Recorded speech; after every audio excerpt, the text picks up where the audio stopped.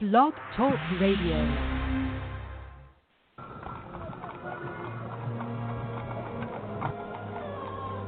The year, 1888. The place, London's East End. Dead and mutilated bodies are popping up all over, from Stamford to Whitechapel. Jack the Ripper is leaving his mark, and the city's on edge. Yvonne Mason is back with a tale of murder and millinery. The Rhodes Hat Factory is booming while the body count rises. Why now? How are these hats connected?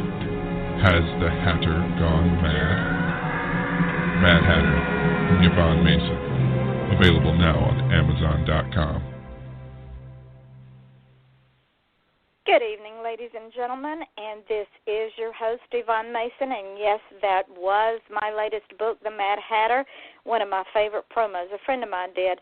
You were listening to Off the Chain, and as those of you who are veterans to this show and have listened to it since the inception, you know that we are off the chain. We interview anybody and everybody unless they're illegal, immoral, or unethical. We also don't do porn. That's just not in my wheelhouse. So with that being said, I want to welcome each and every one of you to the show tonight, and I also want to welcome my two guests. One of them is acting as my co-host tonight. Her name is Kelly Koch, and she is with Dressing Your Book, and we will be discussing that publishing company in the next hour. Say hello, Kelly. Hello, everybody. How are you all this evening? I hope you're enjoying the show so far, but we're just getting started, so stick around. Now, my next guest, her name is Madeline Robinson, and this young woman is very, very special to both Kelly and myself. We've known her for a while, and what she does in the state of Florida is absolutely amazing. I'm going to tell you a little bit about Madeline first, and then I'll tell you about what she does. Madeline Robinson has worked in the nonprofit sector in a management or executive position for the past 18 years. She was also active in the Florida JCs and was recognized for her dedication and leadership skills on several occasions at the state and national level. As president of her local chapter, she oversaw the disaster relief efforts following Hurricane Andrew. Madeline was the ringleader for the Florida JCs adopting a Veterans Affairs state program and served as the state chairman for that program for 2 years. She served on the Florida JC State Board for 3 years as the Community Development Vice President, Individual Development Vice President, and Management Vice President, respectively. She was also instrumental in the passage of the Jeffrey Tackett Law Enforcement Safety Act in the state of Florida. The law requires that law enforcement officers always have backup. Jeffrey was killed in the line of duty when he was the only officer on duty in the town of Bel Air. Madeline started Wheelchairs for Kids in 2011 when she saw a gap in the system that was not being filled. She lives by the motto of, they can't say yes if you don't ask. Wheelchairs for Kids provides wheelchairs, home and vehicle modifications, as well as other assistive and therapeutic equipment to children with physical disabilities at no charge to the families. They also have an inclusion program called Wheelie Fun Days that gets their kids out into the community to enjoy activities such as attending baseball games, going behind the scenes at the Grand Prix to meet the drivers, or even meeting Winter the dolphin up close and personal. They even took them water skiing using adaptive equipment. Many of their kids are isolated socially. It is their goal to increase awareness that they share the same hopes and dreams as their able-bodied friends, and they like to discuss the same topics, whether it be sports, movies, or even celebrity crushes. Many children living with physical disabilities are in wheelchairs that are too small, in disrepair, or do not fit the needs of the child. Children outgrow their wheelchairs before government or insurance programs will allow for a replacement on an average 5 years.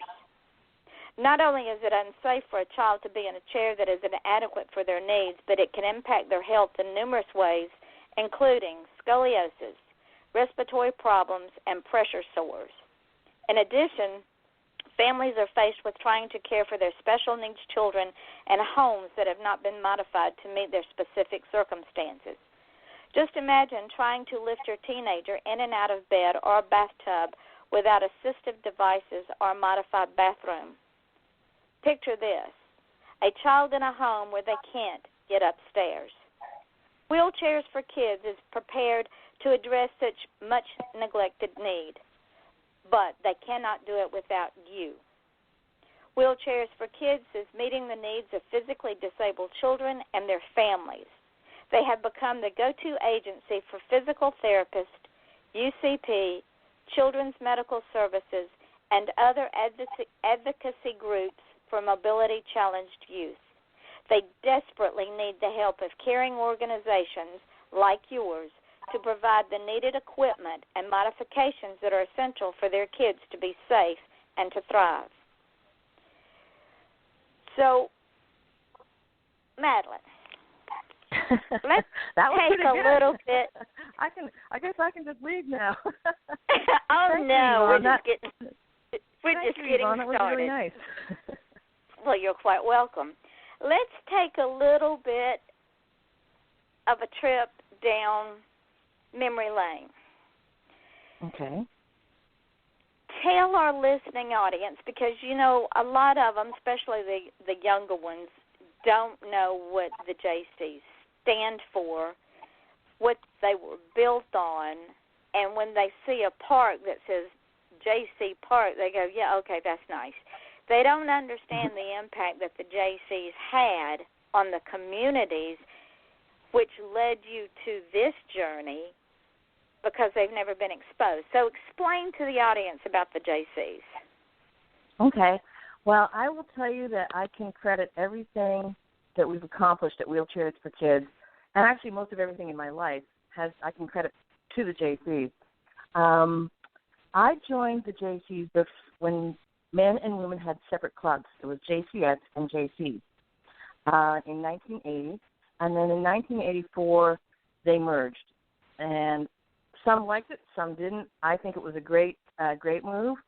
And basically, JCs teach you not only business skills and interpersonal skills, but life skills. And I met my husband through JCs, working on a Christmas tree lot. I know, working on a Christmas tree lot. It was actually quite funny. I was the top salesman, and people didn't really like. Some of the men didn't like it, but he did. Yep, and, obviously he married you. Yep, we've been together. 35 years. So that was my first big success and my most lasting success in JCs, I guess. But in JCs, it taught you everything you do in JCs has a what we used to call CPGs, Chairman's Programming Guides. And if you were going to address something, and in our chapter, it was all you had to do was be a member and say, hey, you know what, I have an idea, or I see an issue, I see something that we need to address, and they would say, write a CPG. You write the CPG, and it basically walks you through the steps you're going to have to get to make your dream or whatever your issue, make it work. So that's what we used to do. It used to be like 10 questions. I believe it's down to 7 now. But it included everything like what could go wrong, your budget, who do you need to contact, what do you need, how are you going to get it, and you had to write the plan down before you could start. So it was basically a business plan, and I used the CPG format to start Wheelchairs for Kids.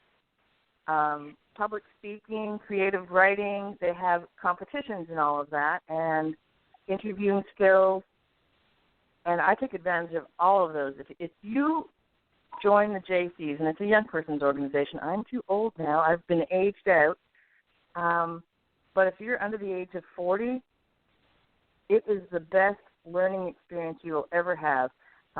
It was my college. I never went to college. So that's Kelly, for the people, it's a lot better than paying those student loans off. That's true. Kelly, for the people that don't know what JC stands for, why don't you let them know? JCI is an organization known as Junior Chamber International.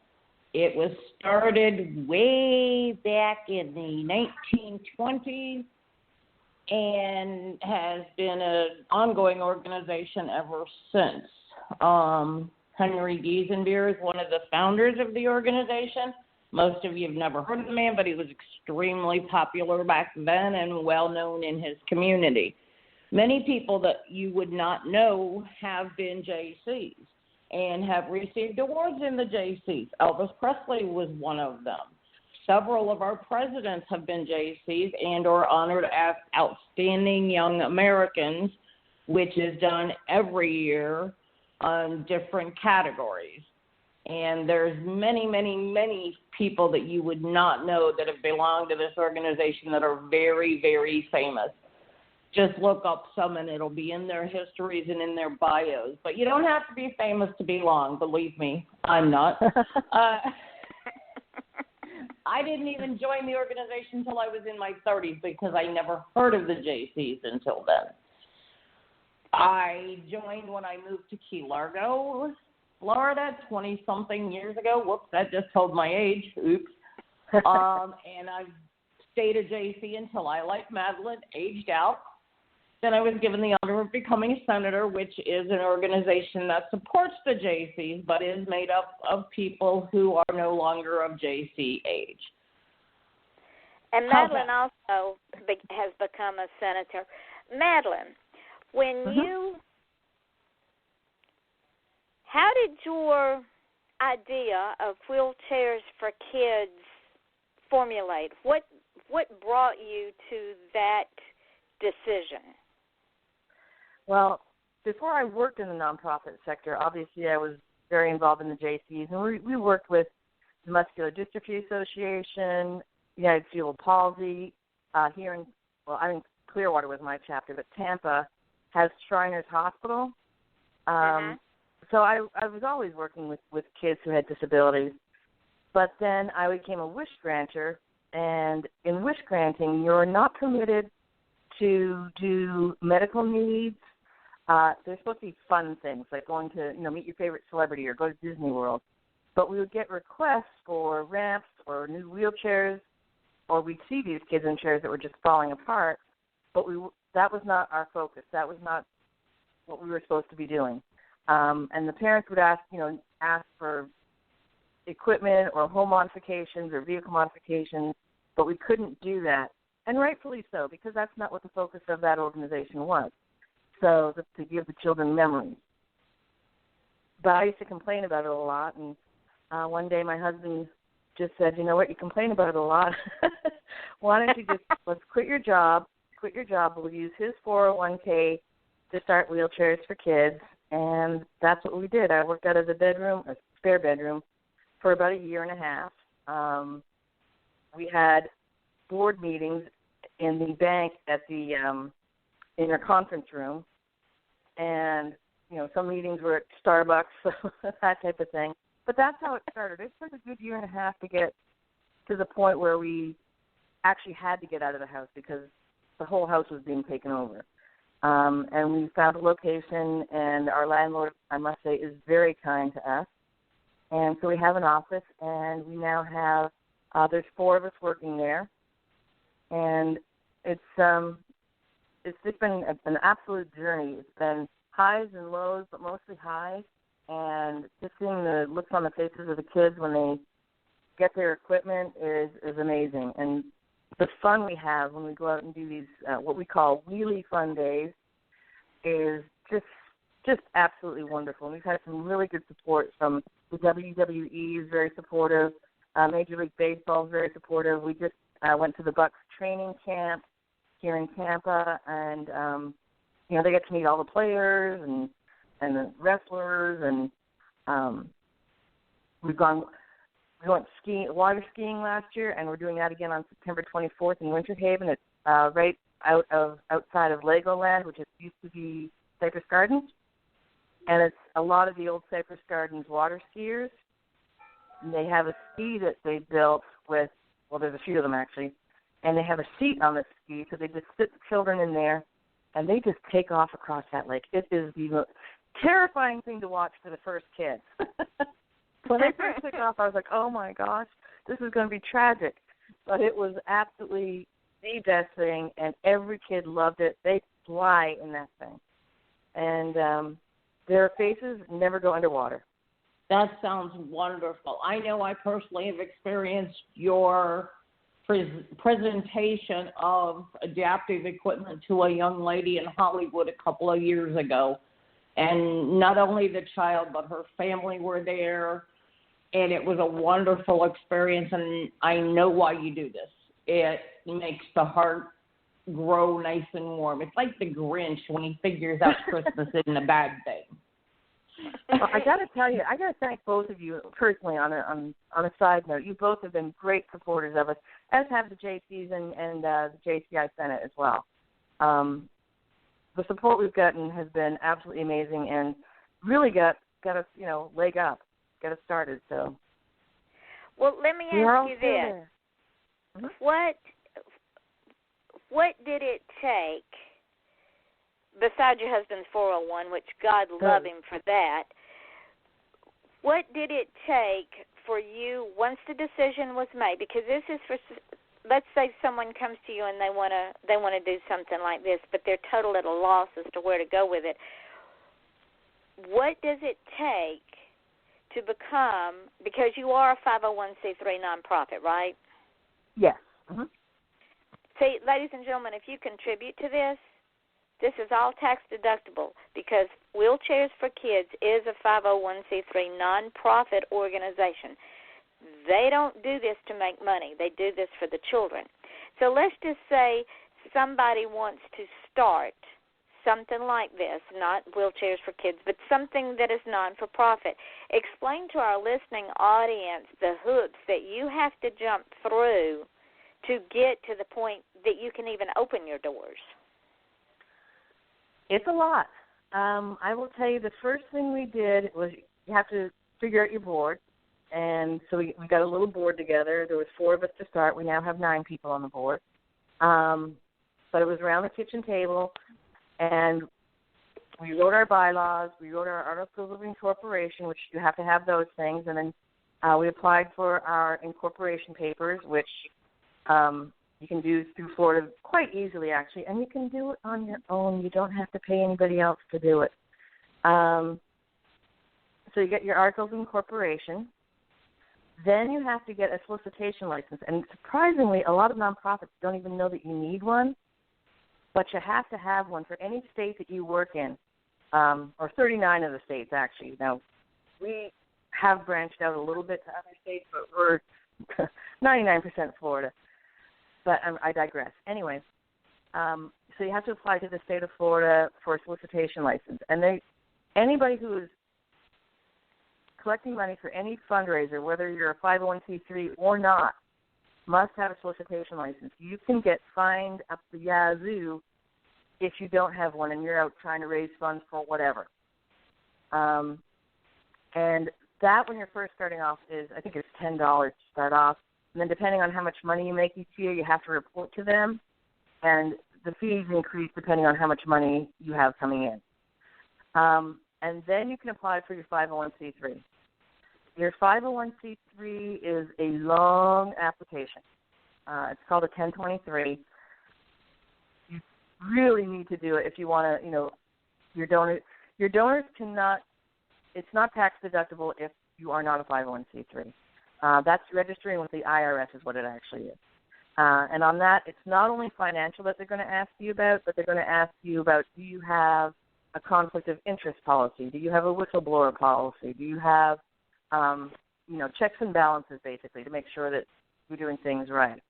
Now, even that, as you know, there's all kinds of things out there with people doing scams and so forth. So I'm digressing a little bit, but if you ever want to check a charity out, go to guidestar.com, and you have to register, but it's free. And you can look up any charity's IRS reports, which are called 990s, and you can see exactly how much is going to programs, how much is going to management and salaries, and how much is going to fundraising costs. Because you're kind of defeating the purpose if you're doing fundraisers, but you're spending, $10,000 on the fundraiser, and you're only $11,000 is coming in. Right. So you have to be wise in that sense as well. And that's something we really, really watch with us. This year we ended up at 83.4%, I think it was, going to programs. And that's what you want to see in a charity. Anything above 75 is probably good. But if you see these charities like at 40% and 50%, that's 40% or 50% of your money is going to the actual cause, and the other 60% is going to whatever, admin and fundraising. All that other stuff. All that other stuff. It's not going to the intended purpose. That's a good way to put it. Yes. The other thing, this is actually funny. Well, it's not a funny personal story. It's a challenging story, and I think it was a test to see if we were really committed to it. But on a side note, we started this in April of 2011, and I think it was July 2nd of that same year, right when we were just starting it, we hadn't even gotten the 501c3. We sent it in, but it hadn't been confirmed yet.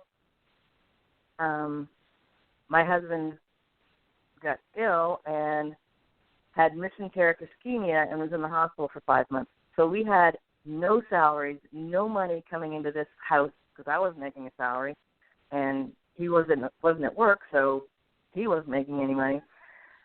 That was such a challenge, but we fought through it and made it through. And to me, that was like somebody testing me and saying, "Are you really committed to this? Because we're going to see if you are." And but we stuck with it and got over that hurdle. And since then, it's been pretty smooth sailing. We've been very fortunate. I know it's a lot of work, and that's something I've had people contact me about starting their own nonprofits, and we kind of walked them through what we did. But you're going to be working a lot of hours, midnight at the computer, trying to write grants or get auction items or whatever you might be doing. So if you really, really are serious about starting one, you can absolutely do it. Just make sure that you know what you're getting yourself into. And I'm sure it's online somewhere. Look up the Chairman's Planning Guide. They have another name for that, don't they, Kelly? I forget what they call them now. It's got a similar name, but I don't remember what they call it now. But it's only they've pared it down. You don't have to do everything we used to do, but it's still basically a business plan. How are you going to do it? Who's going to be involved? What are the problems you might run across during the project, and that type of thing. And that's how I know myself, that's kind of the same questions I asked myself when I started my business. And you know what? Domino's was started by a JC with the same concept. That's true. Well, there you go. Domino's is well known. Let me ask you this, Marilyn. Since the inception, how many children have you serviced in Florida alone, and how many have you serviced across the country? I'm going to say in Florida alone, I know we're over 200. And we've probably done 25 or 30 across the country. We have never publicized it anywhere other than the Florida affiliates of Muscular Dystrophy Association, United Cerebral Palsy, Spina Bifida Association, Advocates, and so forth. But these families all talk on chat places, or maybe they go on the radio. I don't know. They could. But they very well could be, but they talk to each other. If their child has spina bifida, they're probably in spina bifida chat rooms and so forth. And that's how the word spread. And when that happened, the board got together and it was like, okay, do we want to do this? And the consensus was we all have family and friends who live out of state. Would we want to deny their child just because they don't live in Florida? But how we do it is we get funding from wherever that local child is. So let's say they're in Georgia. We're going to contact, and we do not contact homes. We contact organizations like the JCs, the Eagles, the Elks, the Kiwanis, the Moose, Rotary clubs. Sometimes we usually start off contacting the Chamber of Commerce and the mayor's office in the local town, and then ask them for suggestions for businesses as well. So let's say we don't get anywhere with the civic organizations, or there may not be any civic organizations in some of these smaller rural areas, then we'll ask for businesses, and usually it will be something like a lawyer, financial planner, something like that will come through and sponsor the child. So what is the youngest child that you all have helped? The youngest child was only a year and a half. And it was because... What was that child's needs? They were born with it's called, gosh, I can't remember. I think it's DM1. I can't remember. Or GM1. I can't remember. It was a disease or an illness that the child needed very specific support and could not lie in a bed. They had to be at a certain tilt. They had to have head support. They had, even at that young age, they had to have head support. They had to have trunk support, and basically almost be swaddled in this specialized chair. If they lay down, they wouldn't be able to breathe. So that was the first one that we did, the youngest one we did. What was the oldest child you did? We only go to age 21. So if someone has a child who is disabled up to the age of 21, now what makes this so beautiful, ladies and gentlemen, is Wheelchairs for Kids does not stop at 12, 13, 14, 15. They go all the way up to 21 years old because children are still growing up to 16, 17, 18 years old, and they still have needs even if they're disabled. And by the time they're 21, correct me if I'm wrong, their growing has pretty much reached its peak. So if they get a chair, it should last them a while, correct? That's correct. But we actually aligned with Medicaid. We aligned with what their guidelines are, where they go up to 21. So that's what we did. And we knew we had to have a cutoff because there's so much demand for what we're doing already that, we're overwhelmed with applications and so forth. We're working on, I believe it's 32 kids right now, and there's only 2 people in the office who are working on the kids. That's amazing. And, yeah, it just, the first year we did 17 kids. Last year, I believe it was 71, and we just hired a second part-time programs coordinator because we just can't handle them all. So we're taking that leap of faith. And this is my thought process is it's worked so far this way that somehow something always comes through. I don't know exactly what's going to make the change, but I'm confident that we will find some hero out there who's going to help us out. I want to get us to the point where we're doing 100 kids this year. So this brings me to my next question. Just segues right into it. Look at you. Uh-oh. How can our listening audience help you help those children? What do they need to do? How do they need to do it? When do they need to do it? And where do they need to do it? Okay. There's a and couple when of do things they need to do it? Now. Now is That's good. Always now. The first thing I'd like them to do, I think, is to go to our website and our Facebook page. And it's quite simple. It's just wheelchairs with an S, wheelchairs, the number 4. Don't use the word for. The number 4, kids.org. So wheelchairs, the number 4, kids.org, not .com. If you use the word for, you will go to an organization in Australia. Okay. So I don't want you to get confused with that. Yeah, I don't want you to get confused. That's why we are the number 4. Also, look us up on Facebook, and please like us on Facebook and share our posts.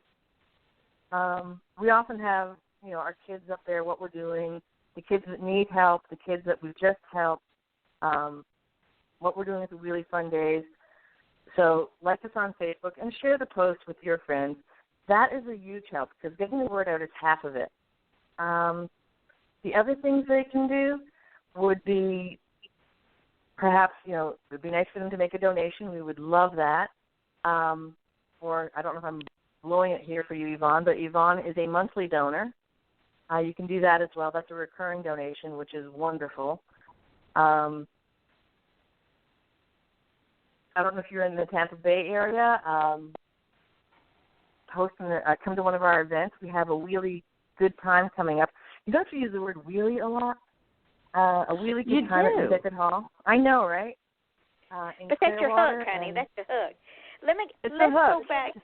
Let's go back to this monthly donation for just a minute because I want to explain to the listening audience how wonderful it is that they have this available because all you have is you go onto their website, you go onto their PayPal page, and you set it up to where it's automatically taken out of your credit card or debit card or whatever every month, any amount you want to send them.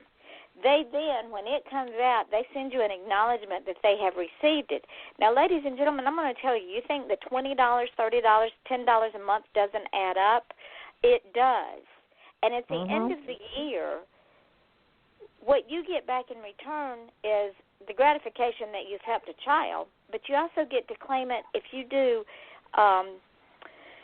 Kelly, what's the word I'm using? Itemized, if you itemize your taxes. If you do itemized deductions on your taxes, you can take it as a tax write-off. Which is wonderful.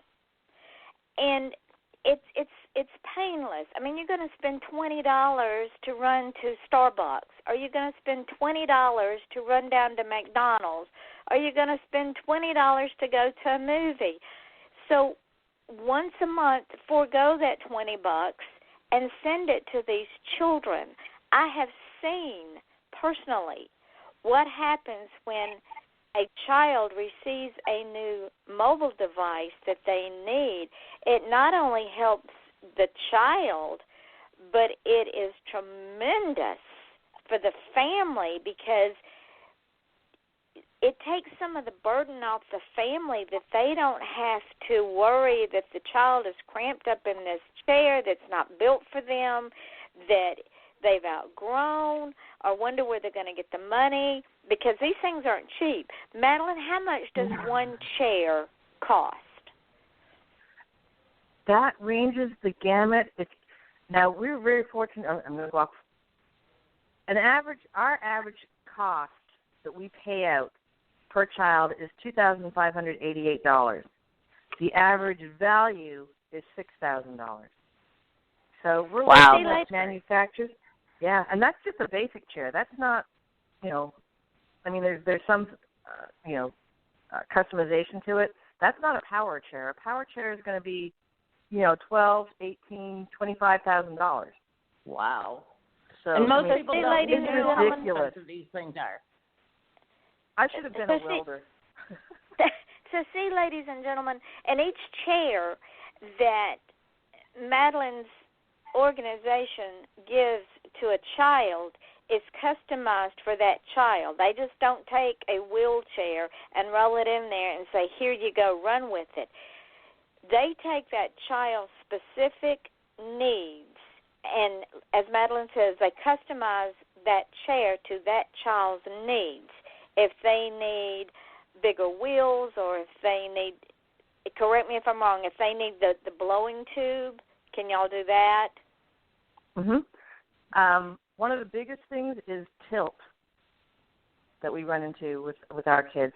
A lot of the kids, they need to have a tilt on their chair, and sometimes it needs to be, changed and so forth. For breathing purposes, sometimes a child can't hold their head up by themselves, so they need that tilt to keep their neck extended and be able to breathe. We actually had a tragic story happen here, gosh, it must be 3 years ago now, where a little girl was on the school bus and somebody on a tilt, and somebody had adjusted it and sat her up straighter, and the bus driver was driving off, and you can actually see in the video, it was all over the news here, where her head was just falling down, and she died. She passed away. It was absolutely horrible, and it's simply because someone didn't understand and tilted her chair up into a straight position, and she couldn't handle it. So that is why. Our Go kids ahead. have specialized needs. A lot of them need trunk support because they can't sit up straight, so they have to have what are called laterals, which kind of support their side. They have abductors, which keep their legs separated because they'll cramp up and stiffen. There's all different pieces. We don't use the wheelchairs that you find in your emergency room, put it that way. Those aren't the chairs that are most of our kids can use. They are very specialized and very. That child has. Tell me if I'm wrong in this assumption. Every child that you get an application on, do you send someone out to evaluate that child and talk with the parents about their medical needs and what is required before you even go and try to put a chair together? Not on our staff. We rely on that child's physical therapist and the DME provider, durable medical equipment provider, in their area to work together, and then they tell us what they need. And then that's what we work with the DME providers and the manufacturers now, and they give us the discounts. For instance, Rifton, which is a big provider for us, gives us a 40% discount. We just signed an agreement with Harmar, which is for vehicle lifts, and we're having our kickoff with them on September 1st. And they're going to be doing all kinds of great things for us. They're giving us the first one. They're donating the first one. And this has been a big issue for our kids because the chairs are in a lot of cases, especially power chairs, obviously, they're 200, 300 pounds. So the parents can't transport them. So the kids become isolated. So putting a carrier on a car or a lift on a car or a vehicle provides them to be able to travel with that chair. So now, we're those chairs thrilled with Harmar. Those chairs will also need covers, will they not? If they're being transported outside on a lift, would they not need? You want to know what what was actually suggested to us, and what really works well, and is a heck of a lot less expensive than if you buy one that goes with that chair, is what do you call it? Oh, grill. What do you call it? A barbecue covers that have, and you have them. You can get a barbecue string on the bottom. Oh, yes. Just as well, if not better. It's a lot less expensive. I have one of those myself. There you go. Not the chair, but the cover for the grill. So let me ask you this, Madeline. If someone came to one of your events, and in their hands they had 4 or 5 of these barbecue grill covers with the drawstrings, would that help you? I'd take it. I'm not going to turn it down, that's for sure. That's where I was going. What I'm trying to say, ladies and gentlemen, is anything that can help this organization continue to help these children, something as simple as a barbecue cover with a drawstring, the large barbecue cover with a drawstring, so that these families that get these lifts on their vehicles can cover these chairs to protect them from the elements, so these children are no longer isolated. This is important. These children need to be sociable, because yes, you know yourself, if you're stuck in a house all day with nothing to stimulate your mind, you soon lose not only your intellect, but you lose motor skills, you lose verbal skills, you lose thinking skills. So it's a disservice to make these children have to stay isolated. They need a social life. Yes. Now, that's what go the ahead, really fun days are all about. So let me ask you this. at your event on September the 1st. Tell me where it's going to be, and if people can make a contribution that day. I suppose they could. It's actually going to be at Harmar's. I don't have the address right in front of me. It's in Sarasota, is where their manufacturing plant is. Believe it or not, they actually manufacture in America. It's in Sarasota on 47th Street. Oh. And it's going to be at their location between 2 and 3 p.m. They're actually going to be there? It right then and there. I beg your pardon? Will you be there? Oh, yes. I'm not missing so this one. if someone wanted to make a contribution that day, I challenge my listening audience to contact Madeline and say, you will be at this event. Make this a big event. Show up, support this organization, support this family, and support this manufacturing company that is becoming a partner with Wheelchairs for Kids. Because if you support all of them, then you're going to get something back, trust me. But if you show up with a barbecue cover, with a drawstring, it's got to have this drawstring so that it can stay tied down on these chairs, and this first ramp or this first lift is going to be donated to this family. Wouldn't it be awesome if there was a cover to go on this child's chair at this event? I challenge my listening audience to make this happen, and I know you will, because that would be awesome. Y'all are good people. Wouldn't that be awesome? That would be awesome. They would and get I think their Karma name would really appreciate it, too. Absolutely, because, it helps everybody. And I've got author friends. So good. Yeah, I've got author friends over on that side of the coast. It would get their name in the paper. How great would that be? It would be a win-win-win for everybody. And they're not that expensive. And they last forever. So I'm challenging you people to make this happen. You know, we all say, well, someday I'm going to do this and someday I'm going to do that. Well, Madeline didn't wait someday. Madeline went out and did it with a leap of faith. And how many total children have you all helped? I forgot. You told me, but I forgot. It's probably right about 230 right now, I would say. I know we've done over 200 in Florida. And I should have got my numbers exact before I called in, but I didn't. But it's probably about 230 total. So since your inception, y'all helped around 230 children in the state of Florida. And I can guarantee you, ladies and gentlemen, there are 5 times that many more children that need help. 5 times, at least 5 times. And as the word spreads, I tell you, we just can't keep up with the applications. We're getting 3, 4, 5 applications a week, and it's like, oh, okay. We'll figure it out. So y'all can only grow from this. You can only get bigger and better from this. Yeah, are y'all still going to have? Goal. Is our friend Jay Edmondson and going to bring Santa Claus and Mrs. Santa Claus to Winter the Dolphin this year? Yes, Mr. Edmondson is a really good friend of Santa Claus and Mrs. Claus. And they come every year to our Wheelie Winter, it's called a Wheelie Winter Christmas. And every year, one of the restaurants over on the beach donates dinner for, basically last year it was 87 people. This year I'm sure it will be over 100 that will show up. And it's the kids with their families. We also include the siblings. They have dinner over there, and then we go over to the Clearwater Marine Aquarium where Winter lives. Winter's the dolphin with the prosthetic tail. And we go in after hours, so it's just us. And some of the kids get to go down and pet Winter. And then Santa shows up with gifts for all the kids. It's amazing. It's my favorite event of the year. You want to get Kelly, the Christmas spirit. Oh my gosh. You need to go over this winter and help out along with Cheryl. I had full intentions of going last year, but I was out of town when it happened.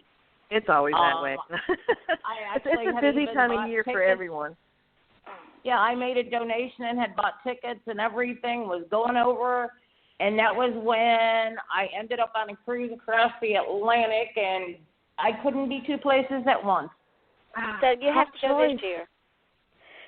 So this year I definitely am planning on going. I got to get my sponsorship money into her for that too. Now that's a different event. That's the wheelie. See, we're using really good. That's our really good time at Wheelchair Hall, which is that's the one in November. This one's in December, right? The Wheelie Winter Christmas is in December, and the Wheelie Winter really good time is at Ruth Eckerd Hall on November 12th. Okay, and that's tell us about that one. Tell us about the one in November. In November, it's like a cocktail party with really interesting auction items. That's the thing that we're known for, is that we get different auction items. It's not your typical auction where you're going to have baskets with coffee in it or baskets with wine in it. We do have that, but we also have a lot of trips. We get airline tickets. Every item is donated. We don't pay for anything. But we have trips to Key West. We have airline tickets that have been donated. Last year we had 3 sets of airline tickets, one from Spirit Airlines, one from Southwest Airlines, and one from, can't remember, sorry, but another airline. We always get a cruise. Carnival Cruise Lines always donates a cruise to us. We always get lots of meet and greets. We've had meet and greets with Billy Joel last year with front row seats. We had a meet and greet with Paul McCartney the year before that. The year before that, we had a table for 4 in Hell's Kitchen, on Fox, the Gordon Ramsay show. So we always get some really good different. And I don't know if anybody's a Walking Dead fan, but we had a poster last year that was autographed by all of the cast. We get a lot of sports memorabilia. If someone wanted to go to one of your events, can they find that information on the website? Yes. Just go to wheelchairs4kids.org and look under events, and all of our events are right there. And you can purchase tickets right there as well. Is there a cutoff for someone to sign up and purchase tickets for that event? That event for the last 2 years has sold out. And if you're planning on going, I would definitely try to get them before mid-October, because okay, ladies and gentlemen, you have got your marching orders. Go to wheelchairs4kids.org and sign up for these events. I'm going to tell you, I've never been to them, but I've seen pictures. And if I could go, believe you me, I'd be on that website tonight as soon as I got off this show and purchase my tickets, because they are amazing. And to know that all of this money goes back into the organization for the children. And if you go to that event in November, we always have some of our kids there. We usually do 1 or 2 presentations of equipment at that event as well. Because we want to see we want the people who support us to see what we're doing. I think that's really important, that they actually, your money's not going into a dark hole. Exactly. And the children are amazing. They are absolutely, they are so amazing. And the families, now understand, they're helping with buying the wheelchairs, but the peace of mind that the families who are the caregivers of these children is priceless. Now, I know we've talked about the wheelchairs. We've got about 9 more minutes. I want you to talk about the fact that you all build ramps for the houses and sometimes modify, correct, the houses for these children? Do you get your materials and labor donated? Most of the time, we pretty much always get the contractor to donate the services to the building, and sometimes they'll even they'll do the materials as well. Other times we have to buy it, but that often. And if we do, it's usually something like Home Depot and Lowe's have been really kind to us. They'll give us really good discounts. They'll basically give it to us at cost. We have had Home Depot in a couple of instances where they just donate the materials. One quick story, we had a little boy who was living with his grandma. His mom was deceased. His father was incarcerated, and the grandparents inherited the 2 kids, and one of them was severely disabled, living in a single-wide trailer. And you know how they have, like, they're raised? So there was 5 steps going up to this trailer, and they were wooden and they were rickety, and Grandma was, like, bouncing him up and down the steps to get him in and out of the home. Oh, my. And she had hurt her back. She'd actually, dropped him a couple of times. And to be compliant, we had to build a 30-foot ramp that actually kind of wrapped around the home. But what a difference it made in their lives. And that video is actually up on YouTube as well. We have a YouTube channel, too. So if someone brought you gift cards from Lowe's or Home Depot, that would be okay, too, right? That would be okay. That would be great. Yeah, I never even thought about that. And if a contractor came to you and said, okay, I want to be part of this, I want to help, and I want to donate my time, you'd take it, right? If we have a child in their area, yes, we definitely would like to have their names, addresses, or names and ways to contact them, so that if we have a child in that area that we're doing a home modification in, it would be easy for us to do. Just did one down in Fort Myers. We did a roll-in shower, and our roll-in showers are usually we get them at a great discount as well, and they're basically the ones that I can't think of the word. Oh my gosh, they're stuck to the wall, modular. Yes. This guy went in. I can't believe what he did. He went in and moved walls, tiled the entire bathroom, put in a new toilet, a new pedestal sink so they could roll the chair up under the sink. He redid that whole bathroom. It was unbelievable. He went far and above anything that we would have ever asked him to do. But that was an absolutely amazing situation. But we don't expect anybody to do that. Our goal is to fix the problem, not necessarily. So, see, ladies and gentlemen, what you can do is go and get a $50 gift card or a $100 gift card from Home Depot or Lowe's, put it in an envelope, and send it to Wheelchairs for Kids. Go on the website, find the mailing address, go to Home Depot, get a gift card, send it to them. If you know a contractor that is willing to donate their time, contact that contractor, have them contract Wheelchairs for Kids. Because, you see, it's the little things that make the big things. And if we're not going to be the solution, we don't need to be part of the problem. So let's all be part of the solution. It's better that way. Yes, Madeline, what were you going to say, my dear? I know you're running out of time. You hit every pot. I never would have thought of a gift card. That's brilliant. That's how I market. I don't have a box. Yes, that's brilliant. I love that. That would definitely make a huge difference. Yeah, I love that. Yeah, but I don't know how much time we have left, but go ahead. Pardon? We'll take whatever time you want. No, I just wanted to, say thank you for all of this. And the more we spread the word, the better off we are. So please like our Facebook page and encourage your friends to do the same. That would be amazing. All right, do this. They need to like the Facebook page, which is Wheelchairs for Kids, correct? Yes, with the number 4. And the website is wheelchairs4kids.org, correct? Correct. And what is your phone number so they can call you if they need to? 727-946-0963. Now, real quick, what is your dream for Wheelchairs for Kids? My dream, I would love to see to the point where we have 4 people working on kids, because 50 is a good number for a person. We try to have one person can do one kid a week. That's the way I look at it. Okay. And that's everything from start to finish, including press releases and the whole bit. My dream is to do 200 kids a year and have 4 people working on nothing but the kids.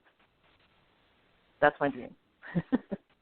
So, ladies and gentlemen, you know, those of you who have listened to me for years and years and years, you know my feeling about dreams, and you know that my motto is no one can steal your dream without your permission.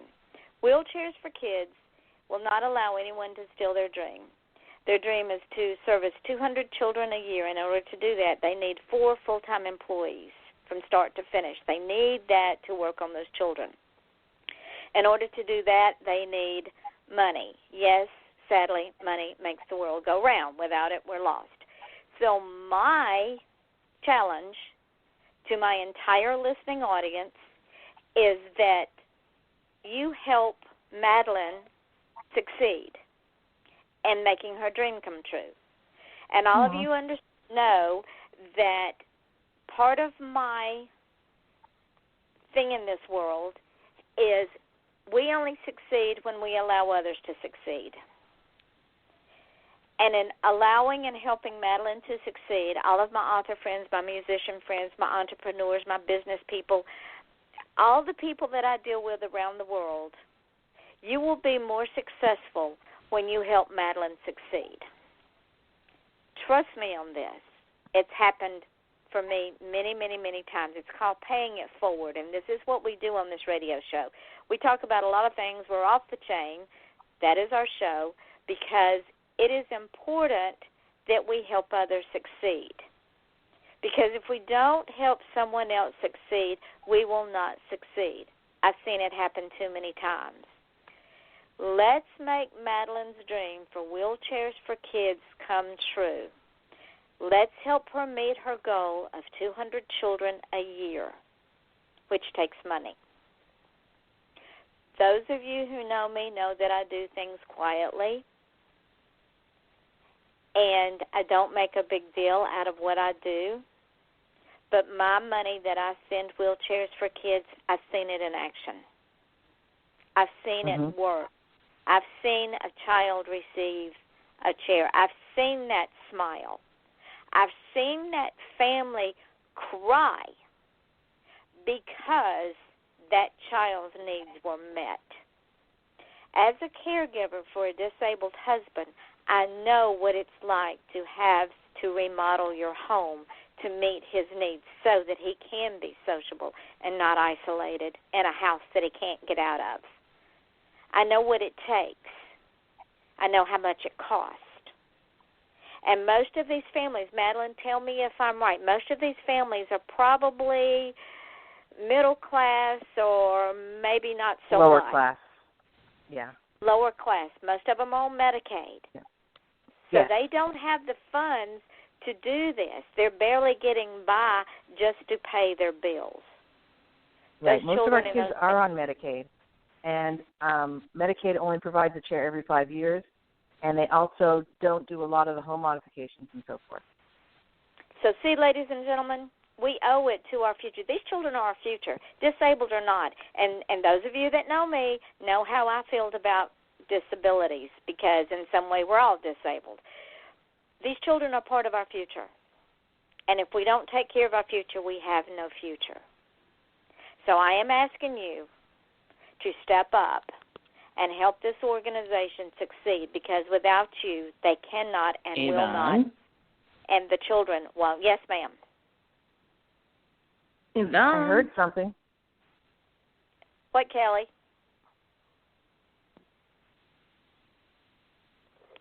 I don't know if we've lost Kelly or not, but what are your final thoughts, Madeline? I've already experienced a lot of my dream, and I just appreciate you and your listeners for listening to this story and so forth. And, you know, we appreciate anything anybody can do. If you have the funding that you can afford to make a donation, that's great. If not, just share the story. And that Get is on important, Facebook and share the story. To share the story, that is very important. And what happened is we lost Kelly, but we'll get her back. Oh, okay. I wasn't sure what happened there. Yeah, are you there? I'm back. Kelly. Yay, Yeah, we lost I'm Kelly. here. That's the beauty of... I want to thank you, Yvonne, so much for this. This really means, I can't tell you, you know, you've got 3,000 listeners.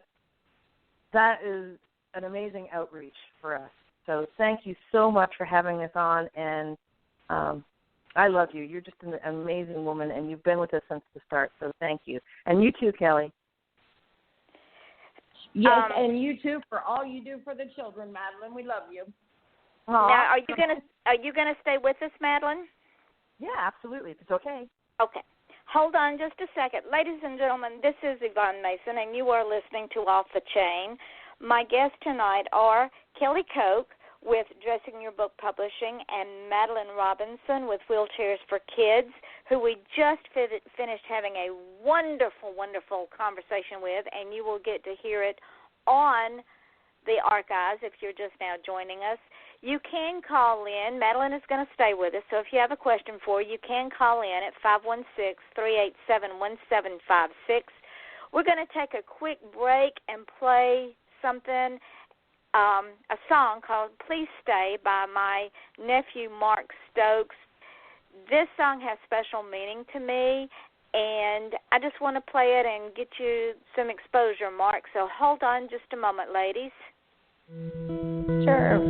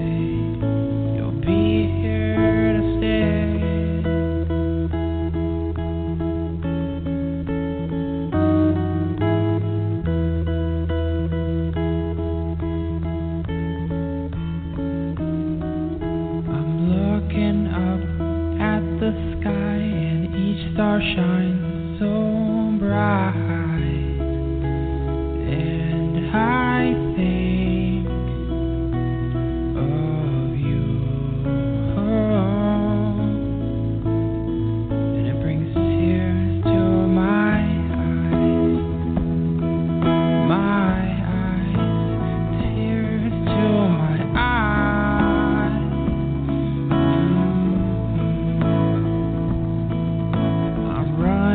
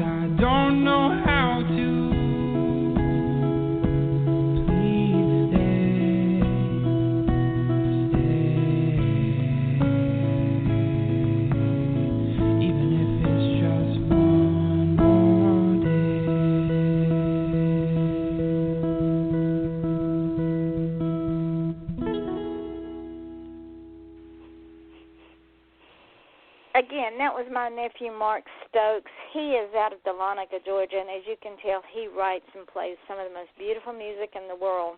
You can catch his music on iTunes. You can also catch him on Facebook. Also, Google him because he, like me, is out there everywhere. This is Off the Chain. I am your host, Yvonne Mason. My guests tonight are Madeline Robinson with Wheelchairs for Kids, who we just had a wonderful hour with, just overloaded my guest with information. She is staying on with us, so if you have a question for her, call in. The number is 516-387-1756. My other guest and my co-host tonight is Kelly J. Koch, and she is the publisher of Dressing Your Book. And I am a silent partner in this business because I got tired of dealing with sending out my book to everybody and God's little acre and having to listen to their spiel and listen to their lies and getting contracts that were not what they purported them to be. So it was time that I just took my destiny in my hands. And Kelly said, okay. And I said, we're doing this. So let me just tell you a little bit about Kelly. Kelly J. Koch has been an avid reader all of her life. She's like me. She reads everything that's in print and beyond. So when she was given the opportunity to read some work that was written by me, she jumped at the chance. And then when she read the work, she said, Yvonne, there's a few errors. At the time, I didn't have an editor because I didn't want to deal with those people because they were with publishing houses that I didn't want to deal with. So when she said that she wanted to read the books and then she told me about the errors, I said, guess what? You just got a job. Because I believe in delegation. If you complain, you get the job. No discussion. The job is yours. So she started out just editing my books for me and getting them back to me, and we were still publishing through Lulu. And then I said, okay, let's do this. Let's start a business. Start our own publishing house. We have nothing to lose and everything to gain. I've been down the road of being taken by vanity presses. I've been down the road by being taken by a shyster publisher. So I knew what I was getting into. In July of 2013, that company was born. That would be good. We were sitting in my living room. We were sitting in my living room, and she said, I don't know what to do. I said, we're starting a publishing company. She said, I don't know how. I said, I'll show you.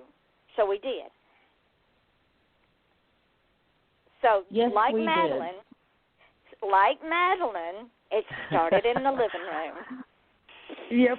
As all great businesses do. Now, she has published over 7 different authors and over 20 books. And I don't know how many of those are mine. Now, it might not... A few. Might not sound like a lot, but you have to remember... in 3 years... We've come a long way. Because one time I was her only author. We're always looking for new talent. In fact, I think I got you one. Wonderful news. And with the beauty of technology being what it is, as opposed to, and Brandy, I hadn't forgot about you, honey. I know you're on the line. As opposed to back in the 70s when I first started sending my manuscripts out and I had to print off the 5,000 copies and send them off in manila envelopes with $3 and $4 worth of postage. It's all done electronically now. From the cover to the upload to everything is done electronically. We will not take manuscripts that are typed on a typewriter. And not she's got anymore. A story about that. She's got a story about that. I'm going to let her tell you the story. But everything is done electronically for various reasons. So Yes, I have known Kelly Coate for many, many years. She is a Florida JCI senator, as is my husband. That's where we met. That's where I met Madeline. So we are a family, and we take care of each other, and we promote each other. So, Kelly? Okay, well, I might as well start with the story of a typewritten book. There you go. I had someone approach me about working on their book, editing it, publishing, formatting, doing, whatever it needed to get it out there to the public. I agreed to do that for them. We set up a contract. We took care of all the fun business part of it. And she said, I'll fax you over the pages. Okay, well, I don't have a fax machine to be the first problem. Fax machines kind of went the way of the dodo. They're gone, pretty much. But I set up an internet fax service so I could get it. But everything she sent me was a fax. I had to figure out a way to convert it to an editable file. It either meant sitting down and retyping a 400-page manuscript or working some really weird magic that I did with, I think I converted it through 4 different programs before I finally got to where I could edit the work. And there were still some issues even at that time with formatting, words crammed together, words far apart, various things I had to deal with and work on. That was a kind of my nightmare book. I'm actually just finishing up the final edits on it because I actually had to print the entire book and go through it page by page because even after 5 read-throughs, I still was finding small mistakes in it. So I just said, okay, I'm printing and I'm writing it down. I'm trying to figure out if it's my file that's the issue or there actually are more mistakes. So that's my story of faxing me a file. I will only accept PDF, Word, or WordPerfect files in the future. Because it's that wasn't even the best one. The best one that she had. We also do not do books that are written in PowerPoint either. No. That was actually my second author who came to me for help.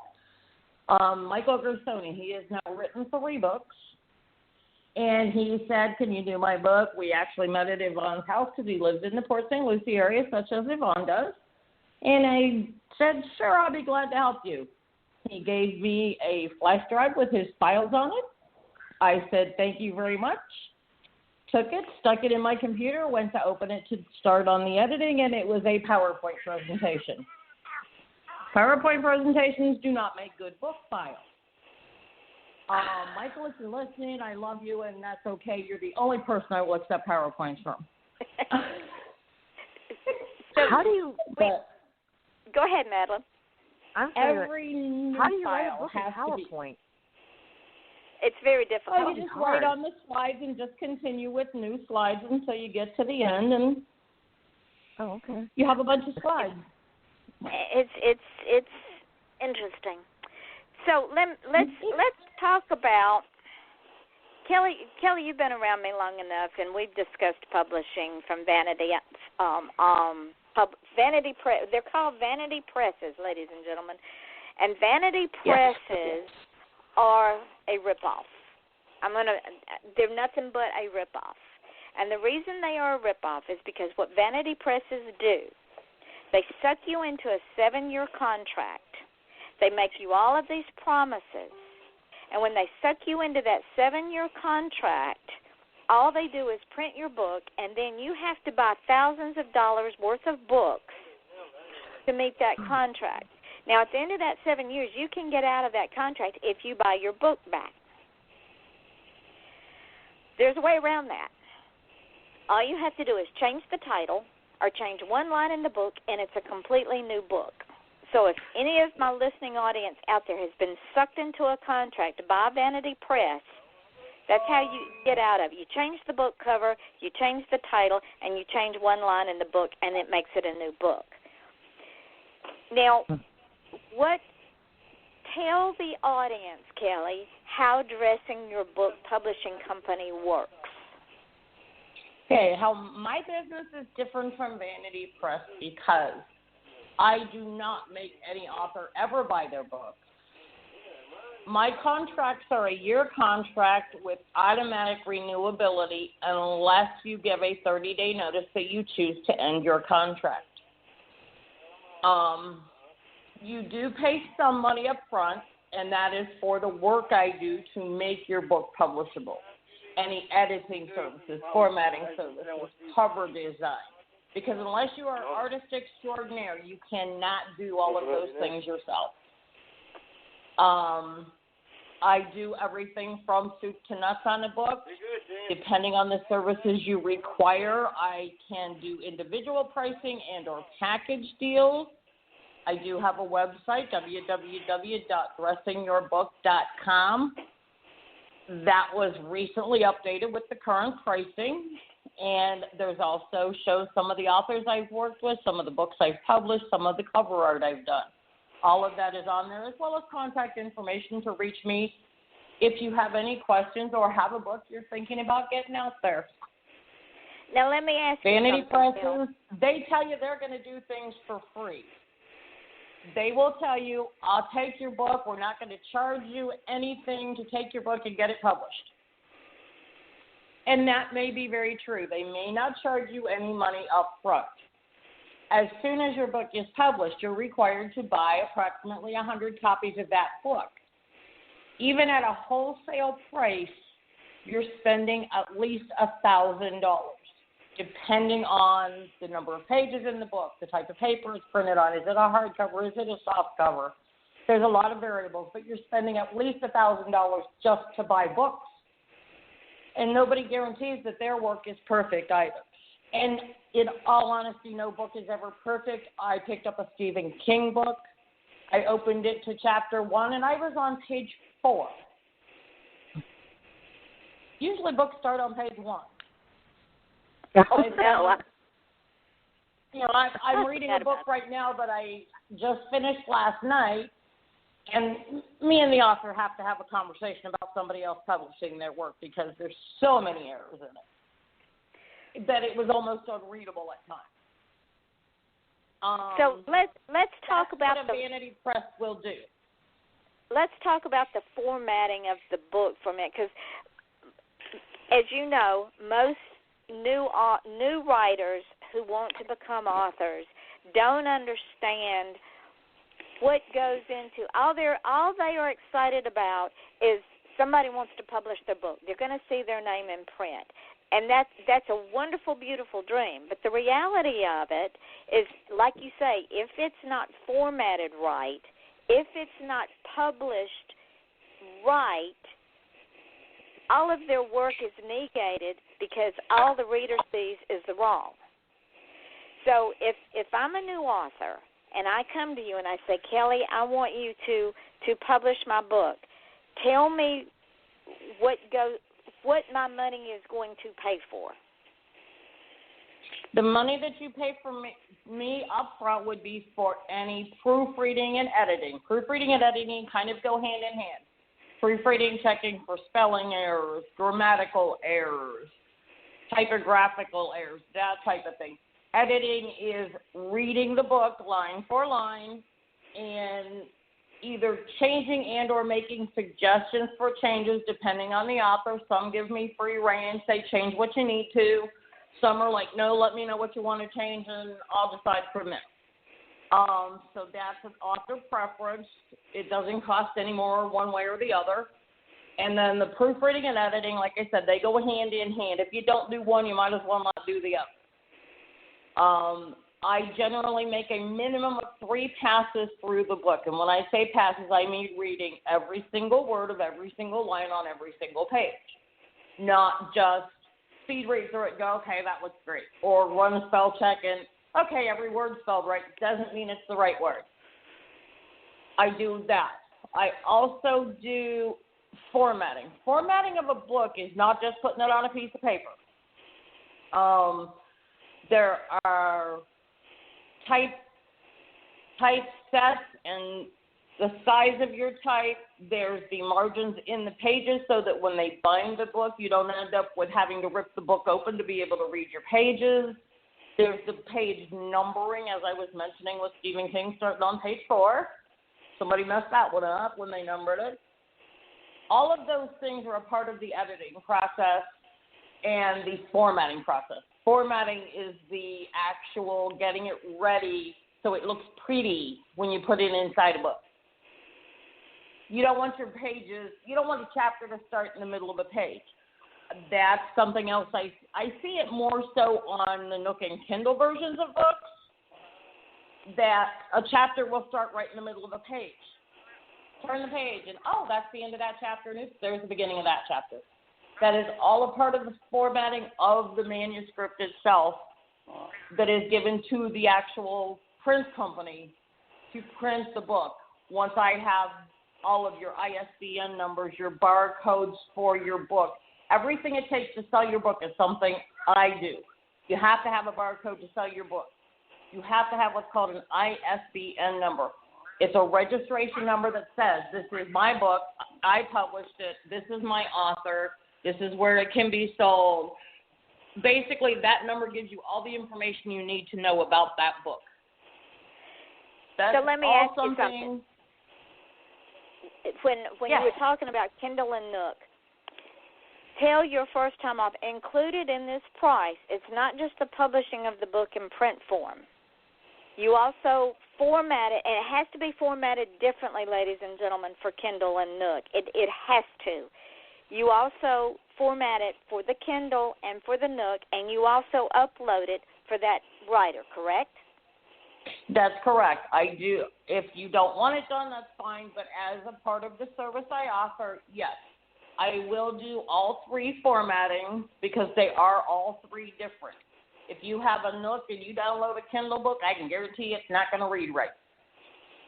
No, and I've read some of I that. will do all of those for you, the print, the Kindle, and the Nook.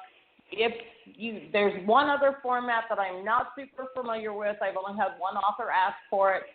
I will do that one upon request, but there's usually an additional small charge for that one. But yes, formatting is extremely important. Let's go back to the conversation that I started earlier.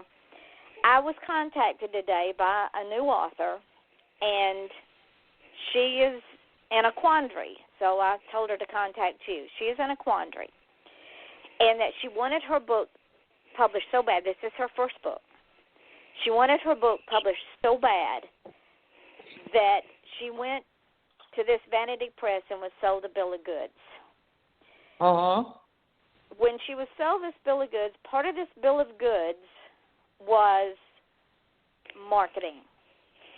Now, ladies and gentlemen, I've been in this business for a long, long time. I have walked this journey so many times, and when I hear a new author tell me they have been promised marketing for their book through a publishing house, I want to go to that publishing house and throat punch them. Because publishers do not market or brand your work. Put it in big bold letters at your computer. They do not market or brand your work. All publishing houses do is publish your work, whether it's a vanity press or whether it's one of the big 6. They do not brand you or market you. No matter what they tell you, they do not do it. Most authors have their own marketing people. They have their own, either a marketing company or a marketing specialist that works specifically for them. They have someone who does the marketing of them. Even or they Stephen do it King, themselves, Stephen like Coates. Or they do those it people themselves. have or they do it themselves. If you're a Stephen King or a James Patterson or a John Grisham, you'd probably pay somebody to do it because you got a lot of money. Most people do their own marketing. If you don't market yourself and your work, you're never going to sell a book. Nobody's just going to go, okay, Madeline Robinson wrote this book, and I'm going to go buy it. Sorry, Madeline, I just threw you under the bus. Oh, no. But see, what happens, ladies and gentlemen, is anything you do in business, you have to market yourself.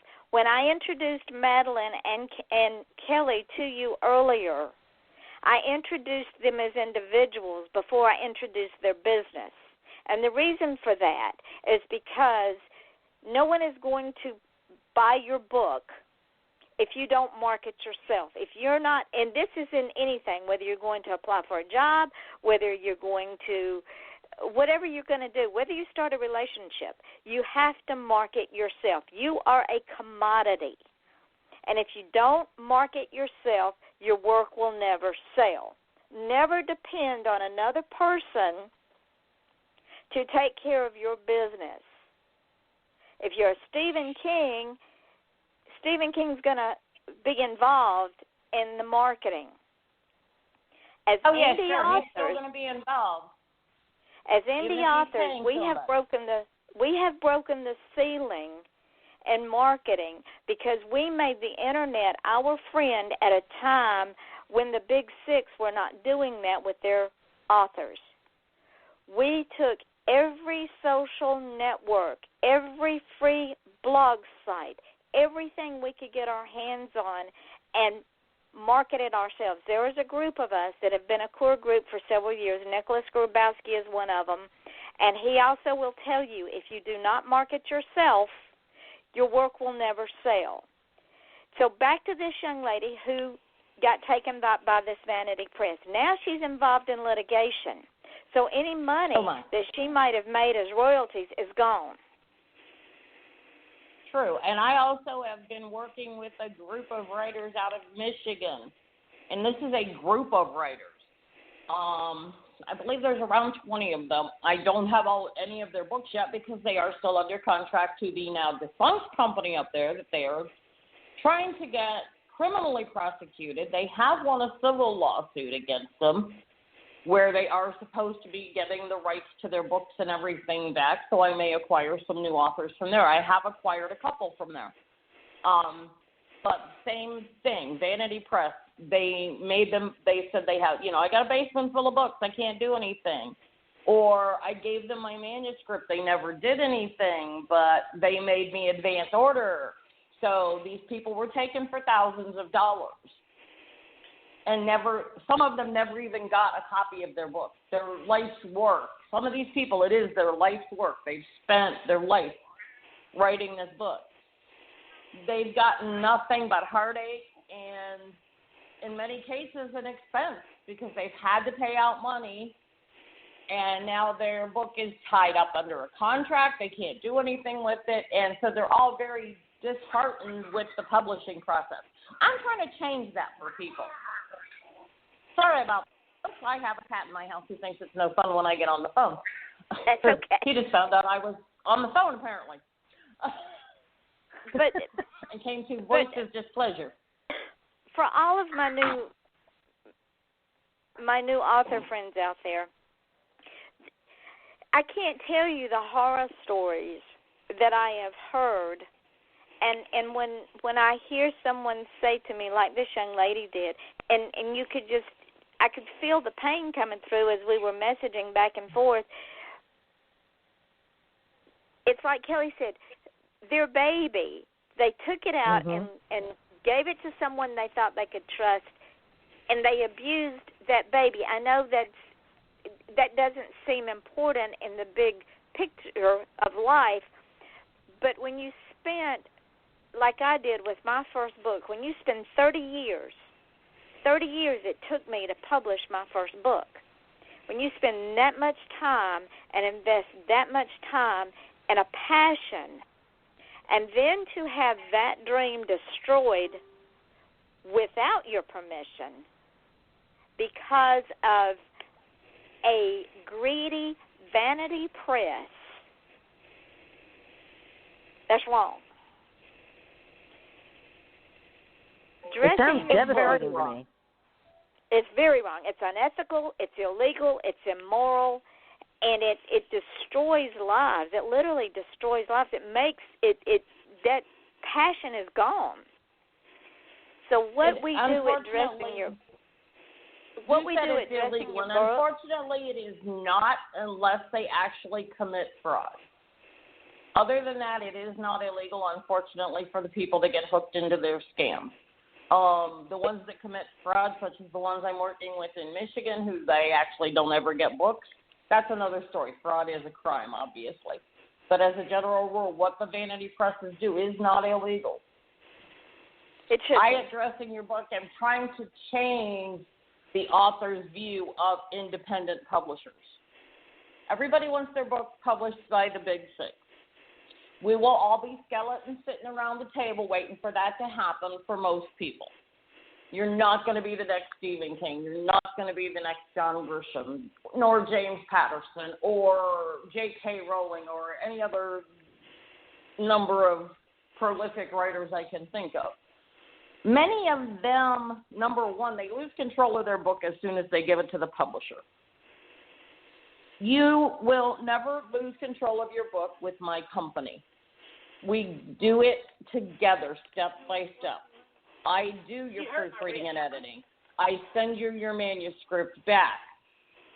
If you request that I go ahead and make changes, I send it back, go, okay, read it over, see if you like the changes, if there's something else you want done.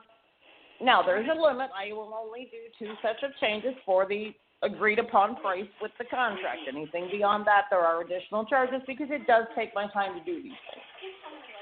In addition, I don't require that you purchase copies of your book unless you want to. Most authors do want to purchase maybe 5 to 10 copies of their book because, of course, they're going to give them to friends and relatives as gifts, and they want them to be able to go out to different – there are many different book shows. I'll be going to one in June of next year with Ivana, with my sidekick there, in Cocoa Beach, where there will be authors, there will be publishing companies, most of them independent companies such as myself, and you have to go out and do that type of thing to get your book out there and get it known, and you can sell them at these events. So, of course, you're going to buy some for that. Any author that is with my publishing company, you purchase your copies at wholesale cost. You don't have to pay the retail like you go to Amazon and buy your copy of your own book. You come to me, I order them for you at the wholesale cost and have them delivered directly to you. You then will, of course, have to pay me for those books. But I do not charge upfront for anything other than the services to get your book ready for publishing. Now, if someone wants to reach you, how do they reach you? They can go to my website, www.dressingyourbook.com, just like it sounds. They can email me at dressingyourbooks@comcast.net, or they can call me at 305-453-0041. Can they friend you on Facebook under your name? They can, under both my name, Kelly J. Koch, K-O-C-H, or I do have a Dressing Your Book Facebook page as well. Please like my page. The more likes, the happier I am. The happier I am. Yeah, that's it. Brandy, have you got a question? Have you got a question for Miss Kelly or Miss Madeline? Because I know you've been listening. I just want to tell them they're doing a wonderful job. Thank you. Well, thank you, Miss Brandy. And Miss Kelly, you cannot have my app. I already took it. Madeline, that's my daughter. Come to my house. That's my daughter, Brandy. I interviewed her on the first show about the granddaughter we lost. Kelly, let's go back to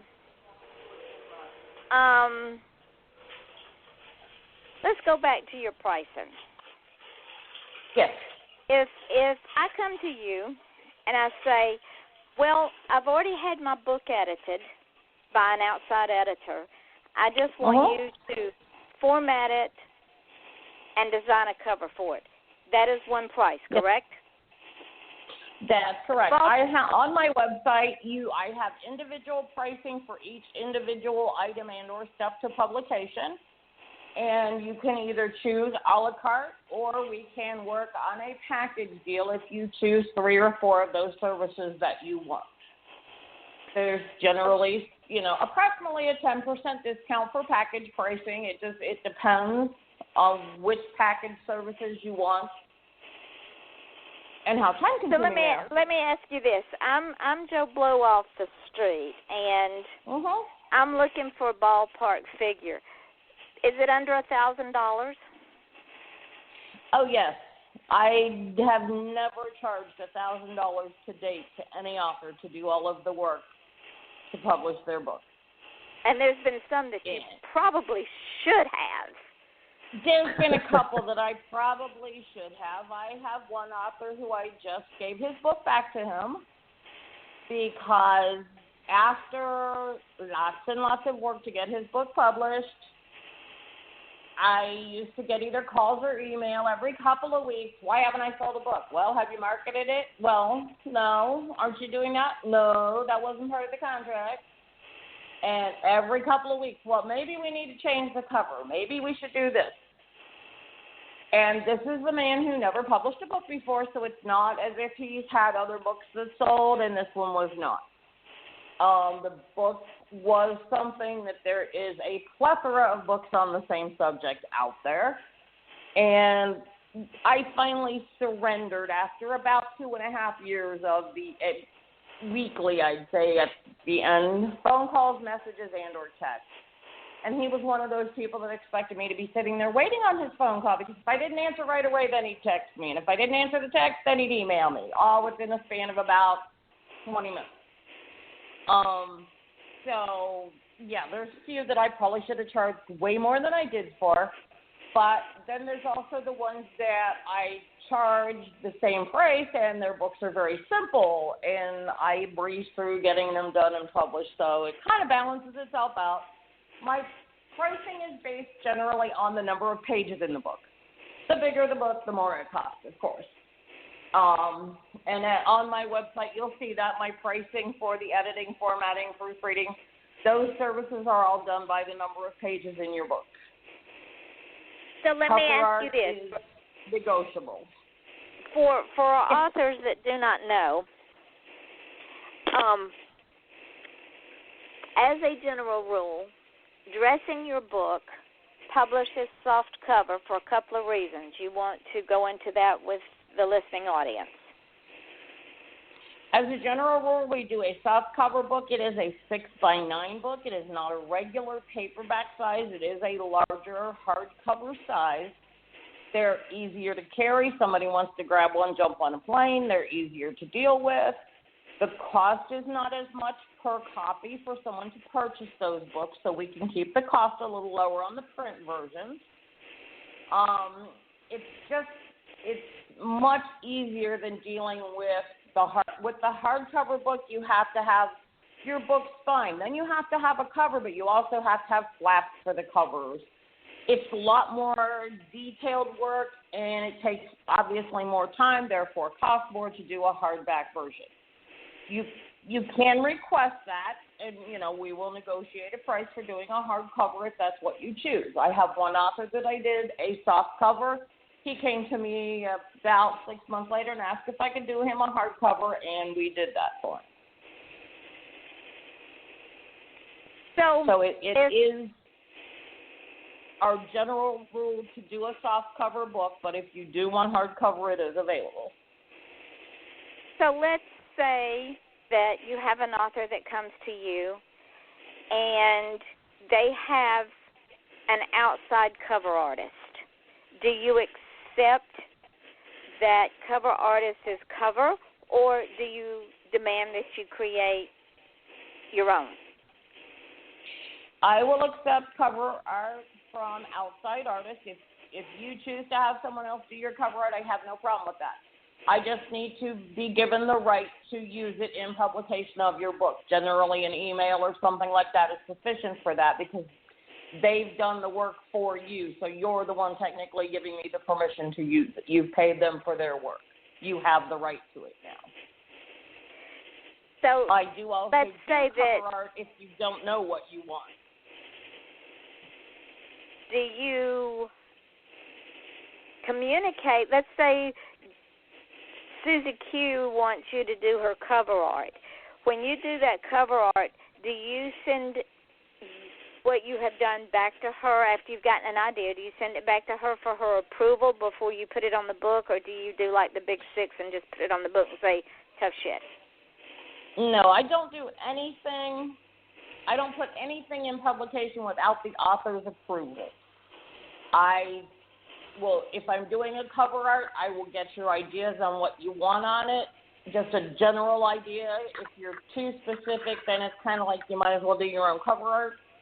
But give me a general idea, or let me read the book and see what I think works for that cover. And I will then send it to you and say, okay, what do you think? Do I need to change something? Do you like different colors? Do you want this? Do you want that? You know, I work with different styles of print, of course, for the title and the author's name. I did a couple of anthologies where I did the compilation and publication of those books, and each story has its own cover page.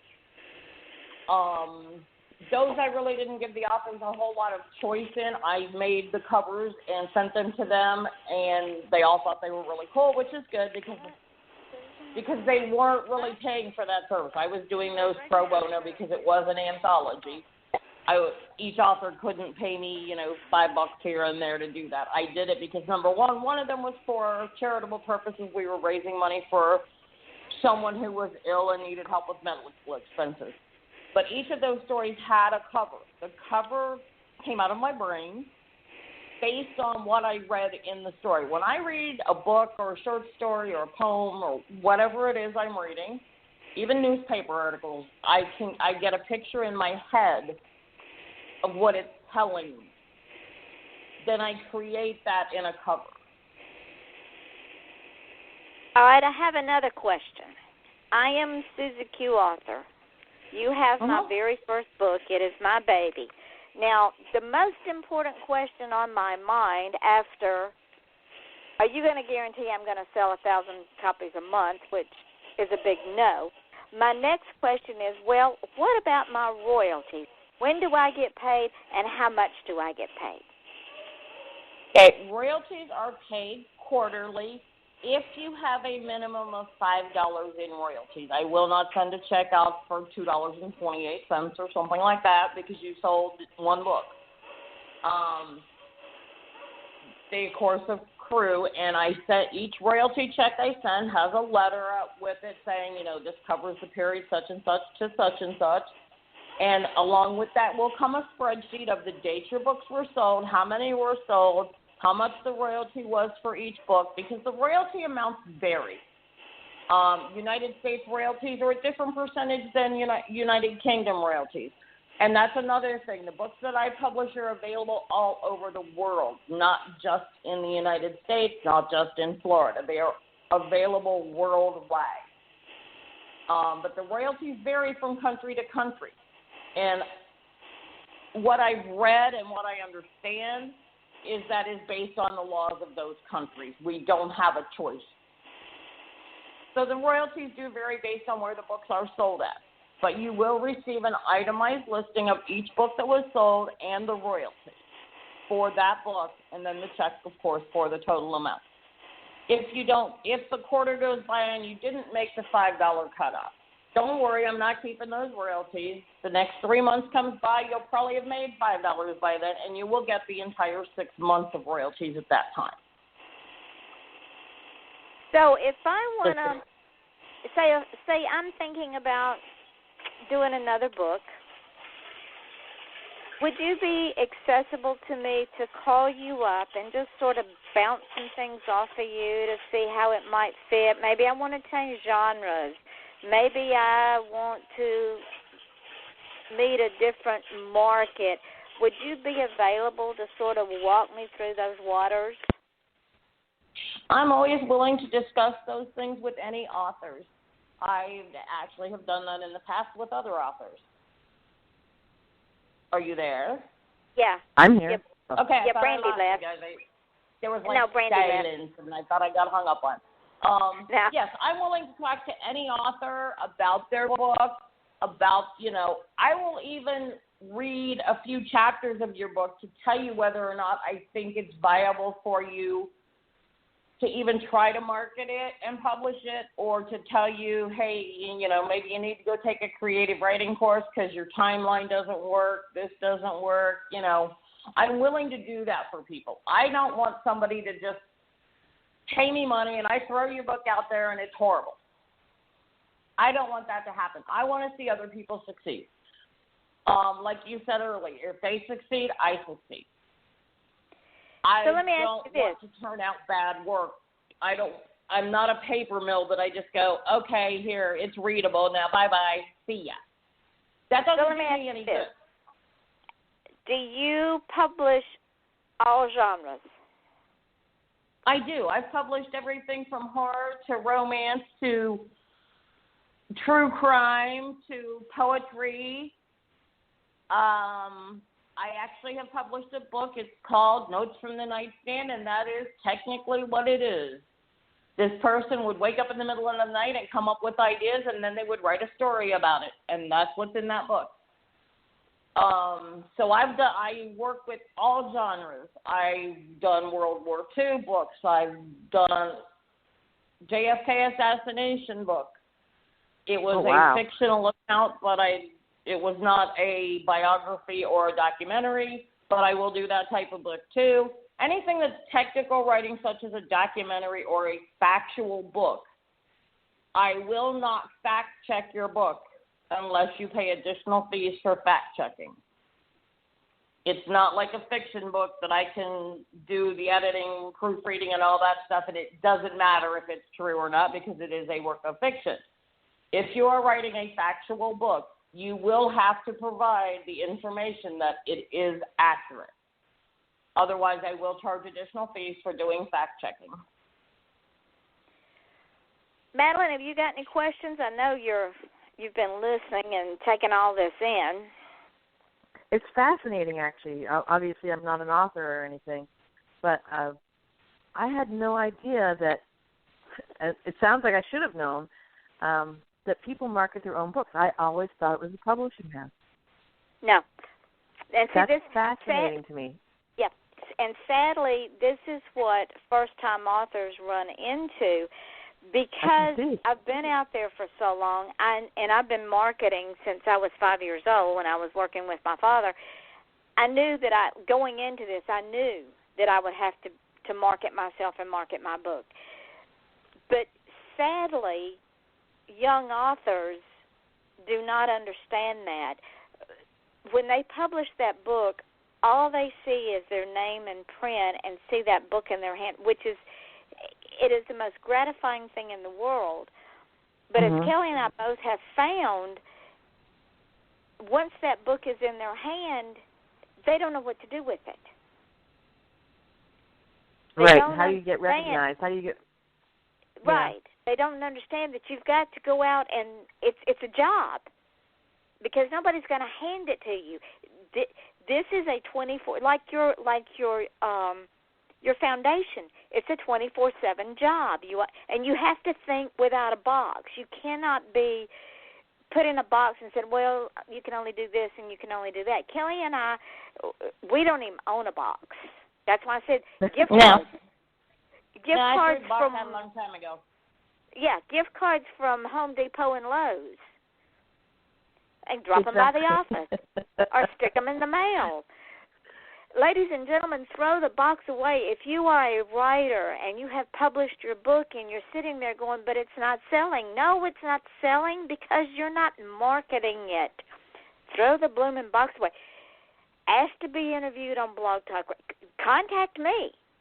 I'll put you on my show. I am booking shows through next year already. So contact me. Wonderful. There are other Blog Talk radio shows out there. Look them up. Ask to get on your local AM stations. Ask to get a piece in the paper. I mean, there's so many things that you can do to promote yourself that you have to do this. And I will help you do a all. book signing. Go to book signings. Go to your local library. Oh, there you go. Do your Now, own book signing. I had one of my gentlemen. Suggestions. Yeah. One Go of my ahead, Cal. guys rented a room to do his own book signing because he couldn't get the local bookstore to let him do it there. So he rented his own room to do his book signing in. He sold out of books that night. Wow. And also understand, ladies and gentlemen, that if you do sign up to go to these events, and even if you don't sell a book, the one thing that I'll harp on, and Kelly will tell you this, the one thing that I say is an absolute must, as it is as important as putting on your clothes, is you have business cards. You can get them at vistaprint.com. They're cheap. You create your own. You have business cards with you everywhere you go. And when you go to these events, you hold out your hand, you shake that person's hand, and you hand them a card. My father was in business for over 60 years. He never had an ad in the paper. He never had an ad in the yellow pages. And he always had more business than he knew what to do with, because everywhere he went, he handed out a card. And let me tell you, ladies and gentlemen, not only did he get repeat business from his customers, but his customers' children called him, and then those children called him. So he had 3 generations of customers calling him when he finally had to stop his business due to health reasons, all because of business cards. So you get those business cards and you hand them out at events, and if you don't sell a book, guess what? It doesn't matter, because you've handed out those cards, and you will see your sales rise exponentially on Kindle and on the hard copies. I promise you this. I've been in this business for a long time, and I see it happen all the time. Kelly, am I right? You're right. I just actually designed new business cards and rebranded Dressing Your Book, because at the inception of the company, I really wasn't sure what direction I was going. So I, at the time, lived in Key Largo, so I just chose a nice little beachy scene because I got to do editing while I sat on the beach.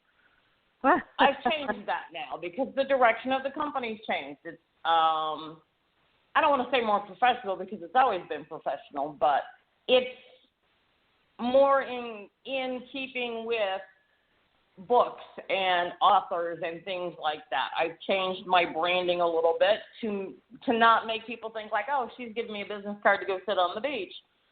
That doesn't work for my company.